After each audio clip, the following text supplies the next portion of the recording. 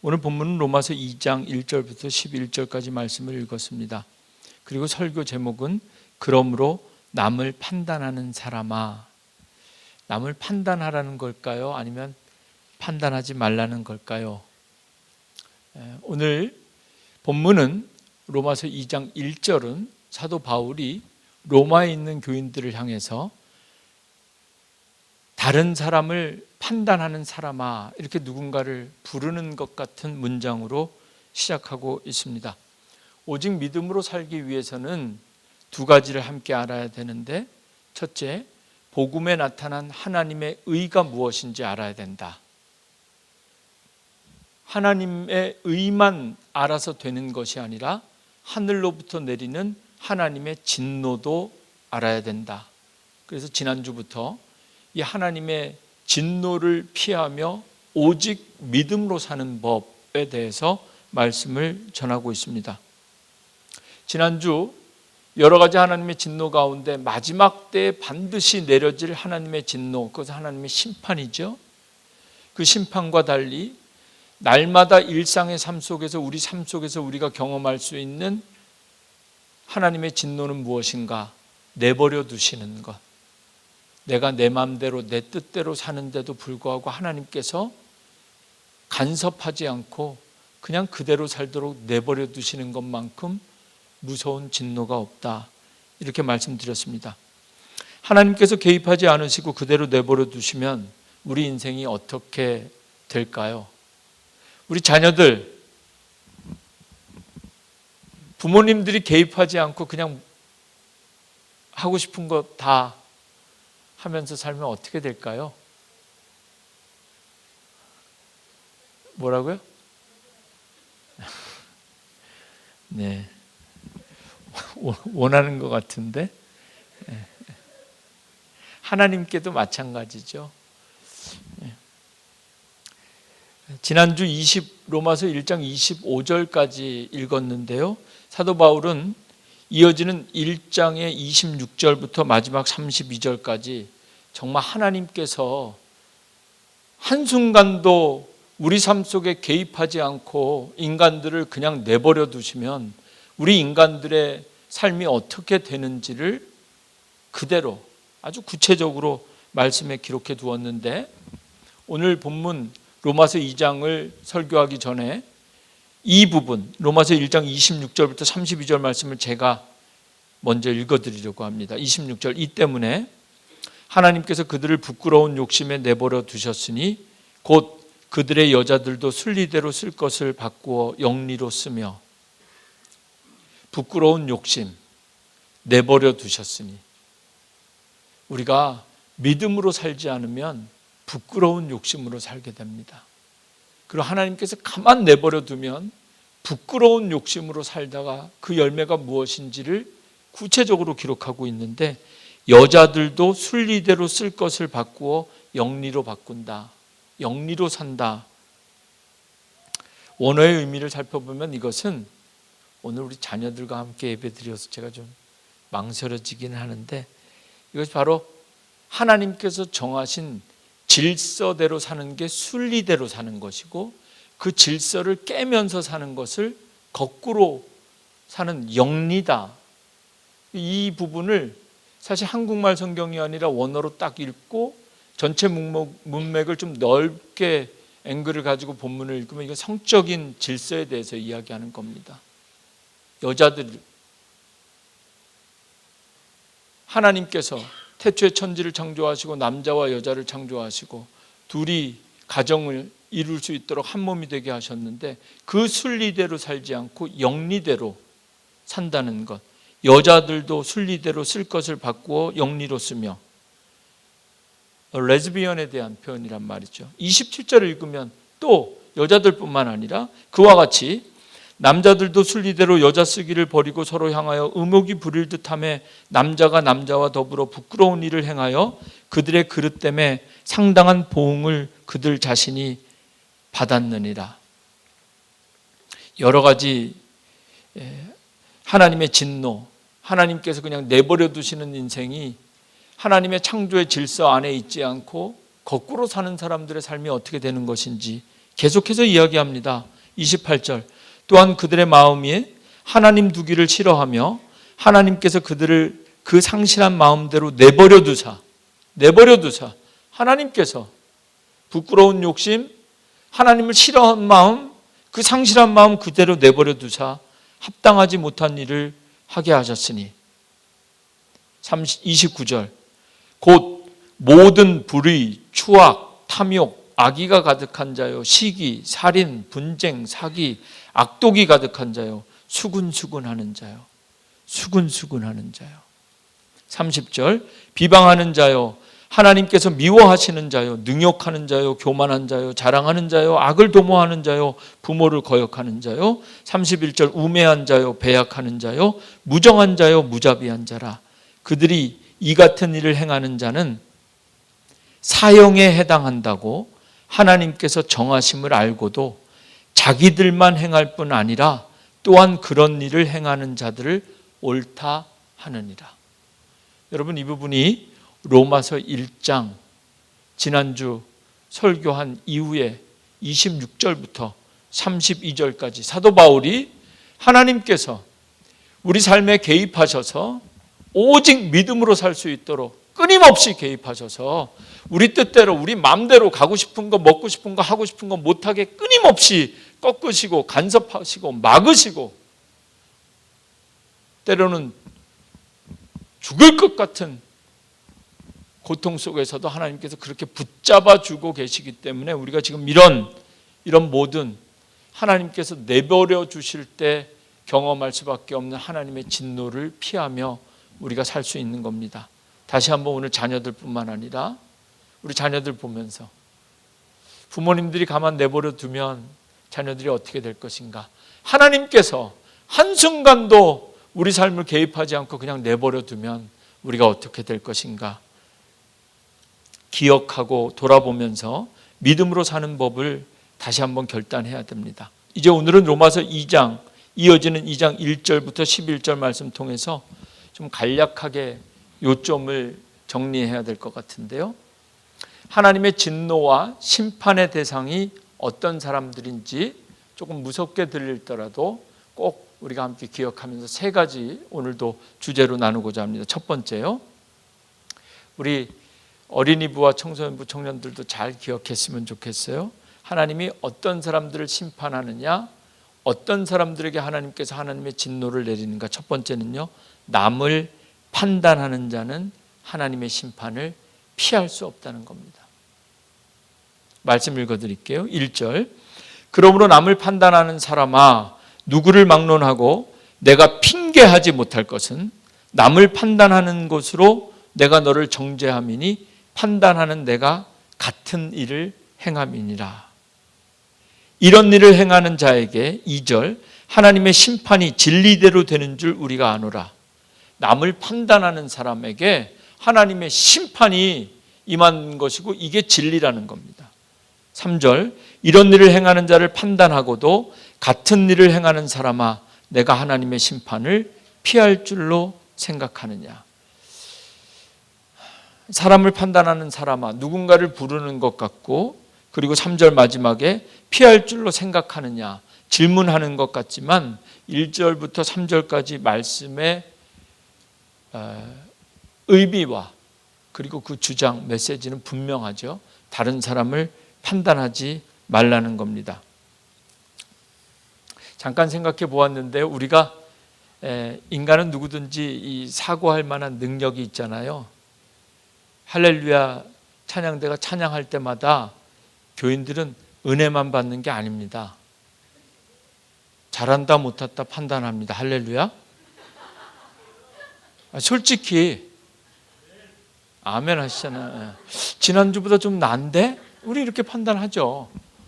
뭐 그게 나쁘다는 얘기가 아니라 누구 안 보이면 딱 대번 압니다.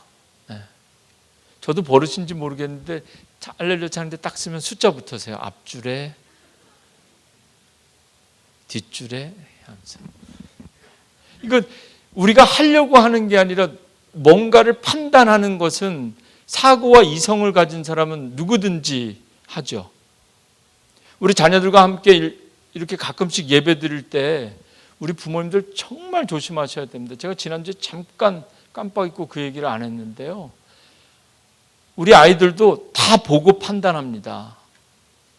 아, 찬양은 저렇게 하는 거구나.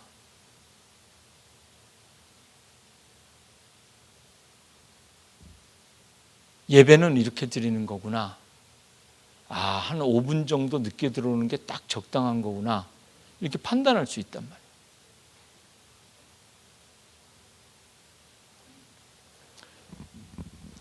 그런데 오늘 본문으로 다시 돌아가서 사도 바울이 그러므로 사람을 판단하는 사람아, 이 본문은 사실 이 로마서를 읽어보면 정말 해석이 필요하다는 것을 저도 읽고 설교를 준비하면서 깨닫는데요. 그냥 오늘 제가 지금 얘기하는 것처럼 아이들이 판단하고 또 우리가 성가대에 대해서, 여러분들 제 설교에 대해서도 똑같죠? 지난주보다 길다 짧다, 좀 나은 것 같다, 오늘 컨디션이 안 좋으신 것 같다, 다 판단하잖아요. 조금만 더 참자 뭐 이렇게. 근데 오늘 이 본문은 읽어보면 사도 바울이 그렇게 다른 사람에 대해서 우리가 가지는 그런 생각 자체를 하지 말라, 그 이야기가 아닙니다. 무슨 이야기냐면 유대인들에게 하는 이야기입니다. 유대인들에게. 로마서 1장 1절부터 오늘 본문까지 2장 1절부터 11절까지 읽으면 똑같은 말이 사도 바울은 습관처럼 시도 때도 없이 나오는데, 먼저는 유대인에게요, 나중은 헬라인에게라. 오늘 본문에만 2번 나옵니다. 이 이야기는 유대인들에게 하는 이야기. 유대인들, 먼저 선택받은 하나님의 백성들, 율법을 너무 잘 알고 할례 받고 아브라함의 자손들, 정말 구원받으면 완전히 영생과 구원이 개런티 된 것 같은 그런 사람들, 나는 율법대로, 바리새인들, 예배는 이렇게 드려야 되고 신앙생활은 이렇게 하는 걸로 딱 정해져 있는 사람들, 이런 사람들은 판단하게 되어 있습니다. 누구를? 이방인들을. 저들이 구원받을 수 있을까? 안 될걸? Because 할례도 안 받았고 율법도 모르는 것들, 기도하는 법도 모르고 평생 저렇게 예배 드려봐라, 하나님께서 받으시나, 이렇게 판단하는 사람들에게 지금 사도 바울이 사람을 판단하는 사람아, 유대인들을 향해서 왜 이렇게 이야기하는 거냐면 결론은 이렇습니다. 유대인들이 가지고 있는 그 믿음으로 안 된다는 겁니다. 나는 선택받은 백성이야, 나는 반쯤 이미 내 이름이 생명책에 올라가 있는 사람이야, 이 믿음, 대단한 믿음인 것 같은데 그 믿음으로 안 된다는 겁니다. 그렇다고 해서 이방인들도 거저 영생을 누린다는 것도 아닙니다. 여러분 성경 읽을 때 부자하고 가난한 사람하고 천국 가기 누가 쉬울까요? 성경에 뭐라고 돼 있죠? 부자가 천국 가기가, 낙타가, 네, 뭐라고 말씀들을 많이 하시는데 누구도 클리어하게 알아들었어요. 뭐 어쨌든 낙타가 바늘귀로 이렇게 뚫고 들어가는 것만큼 어렵다 그러잖아요. 그러면 가난한 사람은요? 성경에 뭐라고 돼 있어요?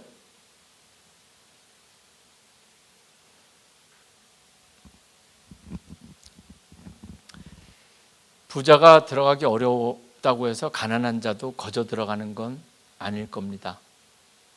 유대인들도 안 될 뿐만 아니라 이방인들도 이방인이라고 해서 거저 구원받는 것 아니라는 겁니다. 남을 판단하지 말아라. 여러분 구원론적으로 보면 로마서에서 사도 바울이 이야기하는 것, 이게 바로 이신층의 우리가 복음, 구원은 오직 믿음으로만, 율법이나 의로 천국 간다, 나는 구원받았다, 이게 되는 게 아니라, 여러분 그래서 제가 몇 주 전에 말씀드린 것처럼 이순신 장군이 천국에 갔는지 지옥에 갔는지 우리가 판단할 수 없다는 건, 판단하는 사람아, 오직 하나님께서만. 그래서 우리에게 복음이 필요하고 우리가 믿음으로 살아야 된다. 오늘 첫 번째, 하나님의 진노가 어디에 내리는가? 남을 판단할 때 잘한다 못한다, 인간의 삶의 모습뿐만 아니라 특별히 신앙생활의 면에 있어서 저렇게 믿어서 될까? 올해 우리가 38년 됐습니다. 38년을 맞이한 우리 교회의 모습을 우리가 판단할 수 있죠. 참 해마다 은혜였다. 해마다 기회였다. 해마다 위기였다. 밖에서 보는 판단이 있을 수 있고 우리가 우리 나름대로 할 수 있는 판단도 있지만 오늘 특별히 이 말씀을 창립기념주일에 우리가 다시 한번 되새기면서 하나님 앞에서 정말 믿음에 대한 판단 조심해야 된다는 것. 무엇보다 구원과 영생에 대한 판단 하나님께 맡겨야 된다는 것.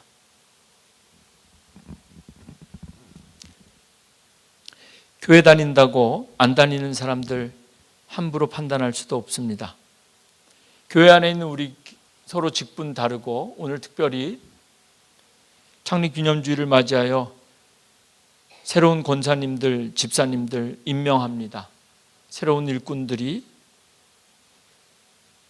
신앙생활 그동안 하면서 우리가 가진 경험과 생각으로 쉽게 판단하고 정죄하는 것이 아니라 하나님 앞에 한 번 더 묻고 한 번 더 기도할 수 있는 성찰과 묵상의 기회가 있기를 주님의 이름으로 축원합니다. 두 번째, 4절 말씀 보면서 하나님의 진노가 쌓인다라는 표현이 나오는데요. 고집 그리고 회개하지 않는 마음에 진노가 쌓입니다. 4절 말씀, 혹 내가 하나님의 인자하심이 너를 인도하여 회개하게 하심을 알지 못하여 그의 인자하심과 용납하심과 같이 길이 참으심이 풍성함을 멸시하느냐. 오직 믿음으로 산다는 것은 날마다 회개하며 사는 삶입니다. 부끄러운 욕심에 내버려져 있던 우리를 하나님의 인자하심이 인도하시고 하나님의 인자하심이 우리를 회개할 수 있게 인도하는 거죠. 회개할 수밖에 없고 회개하지 않는 것은 하나님의 인자하심과 용납하심 그리고 길이 참으심을 멸시하는 것이다. 이렇게 4절 말씀에 기록되어져 있습니다. 이어서 5절, 다만 내 고집과 회개하지 아니한 마음을 따라 진노의 날 곧 하나님의 의로우신 심판이 나타나는 그날에 임할 진노를 내게 쌓는도다. 38년, 39년, 40년 우리에게는 앞으로도 계속 역사를 쌓아갈 것입니다.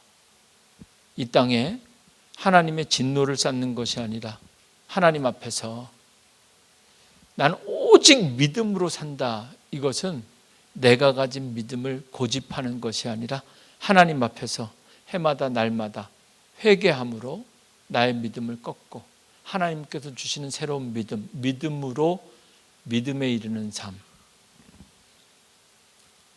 남을 판단하는 사람들에게 하나님의 진노가 내린다는 것 기억하시고, 두 번째는 고집 그리고 회개하지 않는 마음에는 하나님의 진노가 쌓인다는 것. 5절 말씀, 내 고집과 회개하지 아니하는 마음을 따라 진노의 날 곧 하나님의 의로우신 심판이 나타나는 그날에 임할 진노를 내게 쌓는도다.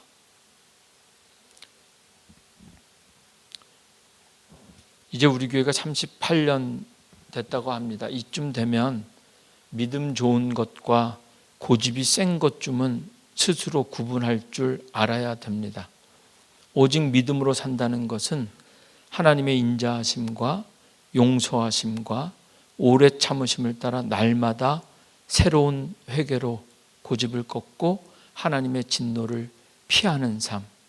혹시 지난 38년 동안 끊임없이 내가 맞고 여기가 좋고 이것만 지켜야 된다는 고집으로 진노를 쌓아오고 있는 것은 아닌가 돌아보면서, 특별히 창립 주년, 올해 우리에게 주신 오직 믿음으로 산다는 이 말씀과 함께 하나님께서 우리의 고집을 꺾으시고 날마다 회개할 수 있는 기회를 통해서 다시 한번 교회와 여러분들의 삶과 가정이 부흥할 수 있는 그런 한 해가 되기를 주님의 이름으로 축원합니다. 마지막으로 세 번째, 하나님의 진노가 내리는 것. 당을 지어 불의를 따르는 자는 진노와 분노를 피할 수 없다. 6절부터 이제 마지막 말씀 읽어드리고 마무리하려고 합니다. 6절, 하나님께서 각 사람에게 그 행한 대로 보응하시되 참고 선을 행하여 영광과 존귀와 썩지 아니함을 구하는 자에게는 영생으로 하시고, 8절, 오직 당을 지어 진리를 따르지 아니하고 불의를 따르는 자에게는 진노와 분노로 하시리라. 진노와 분노, 사실 같은 말인데 진노와 분노가 여기는 이렇게 함께 나옵니다. 정말 절대적으로 강조하는 듯한 표현이죠. 진노와 분노. 정말 이건 확실하게 혼자서 나쁜 생각하는 것, 그것도 하나님의 진노를 피할 수 없지만 그렇게 나쁜 생각하는 사람들이 자신의 생각을 설득하고 찾아서 섹트, 종파, 당을, 소그룹을 형성하고 같은 편을 찾아서 그렇게 당을 지어 진리를 따르지 아니하고 불의를 따르는 자들에게는 진노와 분노로 하시리라. 하나님께서 반드시 심판하신다는 겁니다. 9절, 악을 행하는 각 사람의 영에는 환난과 공고가 있으리니 먼저는 유대인에게요 그리고 헬라인에게며. 10절, 선을 행하는 각 사람에게는 영광과 존귀와 평강이 있으리니 먼저는 유대인에게요 그리고 헬라인에게라. 이는 하나님께서 외모로 사람을 취하지 아니하심이라. 아까 은근슬쩍 그냥 넘어갔는데요, 부자가 천국 가기 낙타가 바늘길을 통과하는 것만큼 어려운 겁니다. 가난한 자가 천국 가는 것도 비슷할 겁니다. 부자나 가난한 자나 유대인이나 헬라인이나 오직 믿음으로 사는 겁니다. 오직 믿음으로 산다 고백하고 실제로 믿음으로 살아야만 복음, 모든 믿는 자들에게 구원을 주시는 그 하나님의 능력을 우리가 경험하게 되리라고 믿습니다. 영혼이 잘된 같이 범사가 잘되는 것. 악을 행하는 각 사람의 영에는 환난과 곤고가 내린다 기억하시고, 반대로 선을 행하는 각 사람에게는 영광과 존귀와 평강이 있으리니. 오늘 그 마지막 말씀, 성경에 몇 군데 나오는 말씀인데요, 이 로마서에서도 이런 말씀이 있구나 기억하시면서 오늘 설교를 마치면 좋겠는데요, 하나님께서 외모로 사람을 취하지 아니하심이라. 창립 기념 주일입니다. 창립 주일을 준비하고 맞이할 때마다 습관적으로 또는 본능적으로 우리의 모습을 돌아보게 됩니다. 우리가 지금 잘 가고 있는 건가? 그냥 이렇게 떠밀리듯이 38년 되고 39년 되고 40년 되면 되는 건가? 한 가지 말씀처럼 또는 광고처럼 여러분들에게 좀 부탁드리고 제가 개인적으로 좀 기대하는 것을 말씀드리면, 뭐 장로님 분들이나 아니면 집사님들이나 성가대원이나 아니면 뭐 누구라도, 우리 교회 누구라도, 사실 작년부터 제가 좀 내심 기다리고 있었던 것들 중에 하나인데요, 누구라도 38주년, 올해가 38주년인데 내년에 그냥 39주년 될 텐데 우리 가운데 누구라도 목사님 40주년쯤에는 뭔가 해야 되지 않을까요? 이런 분이 한 사람 정도 나왔으면 좋겠습니다. 기도하겠습니다.